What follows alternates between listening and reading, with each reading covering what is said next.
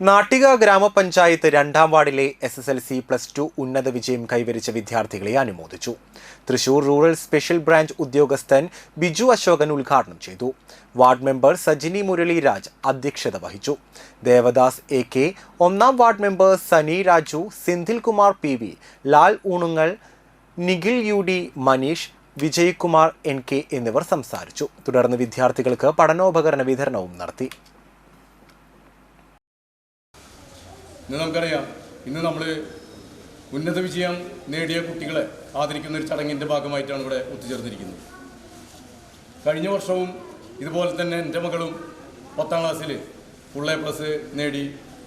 അതിനൊരു സന്തോഷത്തിലായിരുന്നു ഞാനും. കഴിഞ്ഞ വർഷം കുറേ A+ൻ്റെ സന്തോഷം പലയിടത്തു നിന്നും അവാർഡൊക്കെ കിട്ടി നമുക്ക്. അതുപോലെ തന്നെ അതിനു മുമ്പ് അവൾക്ക് സംസ്ഥാന സ്കൂൾ കലോത്സവത്തിൽ ഇംഗ്ലീഷ് കഥാരചനയിലും സമ്മാനം നേടി സംസ്ഥാനത്ത്. അപ്പോൾ അതും വളരെ സന്തോഷം നൽകിയ ഒരു കാര്യമാണ്. അപ്പോൾ എനിക്കറിയാം, ഒരു രക്ഷിതാവ് എന്ന നിലയിൽ എത്രത്തോളം അഭിമാനപൂരിതരായിട്ടായിരിക്കും നമ്മളിവിടെ ഓരോരുത്തരും വന്നിരിക്കുക എന്നുള്ളതും എനിക്കറിയാൻ കഴിയും.